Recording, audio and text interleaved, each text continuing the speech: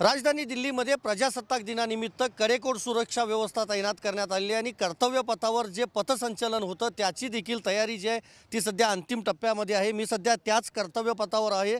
आपण पाहिलं तर इंडिया गेटकडची ही सुरुवातीला मी बाजू दाखवतो। दोन्ही बाजूला तिरंगा झेंडे जे आहेत ते आपले लावण्यात आलेले आहेत। त्याचबरोबर आसन व्यवस्था देखील पूर्णपणे सज्ज करण्यात आलेली आहे। या प्रजासत्ताक दिनाला फ्रान्सचे राष्ट्राध्यक्ष मॅक्रॉन यांना निमंत्रित करण्यात आलेलं आहे। त्यामुळे सुरक्षा व्यवस्था जी आहे ती पाहायला मिळते। आतापासूनच इंडिया गेट पासून राष्ट्रपती भवनाकडे जाणारा जो संपूर्ण रस्ता आहे तोच कर्तव्य पथ आहे आणि वेगवेगळ्या राज्यांचे चित्ररथ त्याचबरोबर मंत्रालयांचे जे चित्ररथ आहेत त्यांचं संचलन आणि त्याचबरोबर सुरक्षा यंत्रणा ज्या आहेत मग आर्मी नेव्ही एअरफोर्स त्याचबरोबर इतर जी सुरक्षा दल आहेत त्यांचं देखील संचलन जे आहे ते याच कर्तव्य पथावर होणार आहे। आणि आता आपण पाहतोय काही कामगारांकडून जे शेवटचं काम आहे ते सध्या केलं जातं। या कर्तव्य पथावर सध्या तरी कुणालाही प्रवेश नाही आहे। पूर्णपणे बॅरिकेटिंग या ठिकाणी करण्यात आलेलं आहे आणि CISF सोबतच दिल्ली पोलिसांची सुरक्षा जी आहे ती संपूर्ण या परिसरामध्ये तैनात करण्यात आली आहे। महत्त्वाचं हेच आहे की उद्याच्या या पथसंचलनामध्ये महाराष्ट्राचा देखील चित्ररथ आहे आणि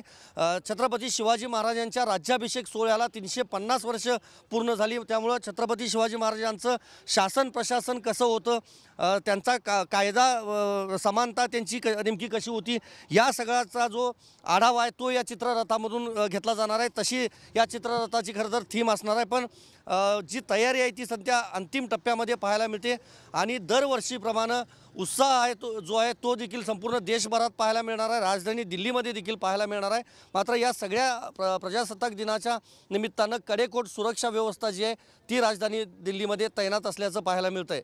व्हिडिओ जर्नलिस्ट विनोद कुमारसह मी संदीप राजगोळकर, TV9 मराठी, नवी दिल्ली।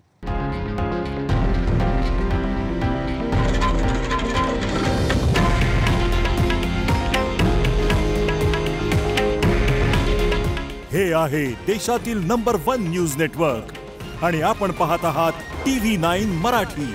काळजी तुमची, हित महाराष्ट्राचं।